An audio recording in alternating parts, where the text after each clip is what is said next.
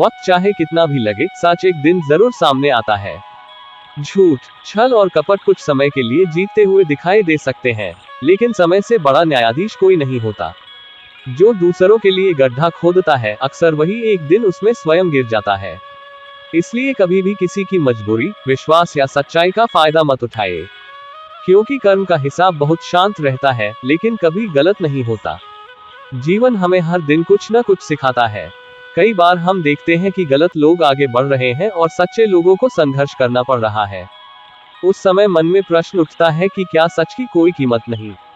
लेकिन याद रखिए, समय सबका हिसाब बराबर करता है। देर हो सकती है, अंधेर नहीं। जब सत्य सामने आता है, तब सबसे बड़ा झूठ भी टिक नहीं पाता। जो व्यक्ति छल कपट से दूसरों को धोखा देता है, वह कुछ समय के लिए सफल दिखाई दे सकता है, लेकिन उसकी सफलता स्थायी नहीं होती।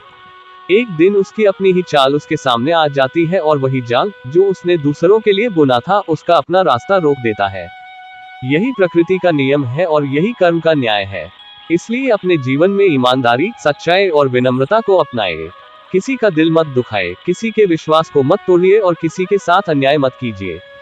अच्छे कर्मों का फल कभी व्यर्थ नहीं जाता।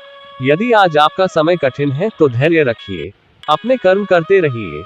सही समय आने पर आपकी मेहनत और सच्चाई दोनों अपना परिणाम अवश्य देंगी।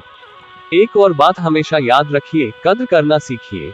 रिश्ते, अपने लोग, माता पिता, मित्र और वे लोग जो बिना किसी स्वार्थ के आपके साथ खड़े रहते हैं, बार बार जीवन में नहीं मिलते। जब तक वे आपके साथ हैं, उनका सम्मान कीजिए, उन्हें समय दीजिए और उनके प्रेम की कीमत समझिए। क्योंकि जब कोई चला जाता है, तब केवल पछतावा रह जाता है। जिंदगी बहुत छोटी है, इसे अहंकार, ईर्ष्या और छल में बर्बाद मत कीजिए। प्रेम बांटिए, सम्मान दीजिए और ऐसे कर्म कीजिए जिन पर आपको स्वयं गर्व हो।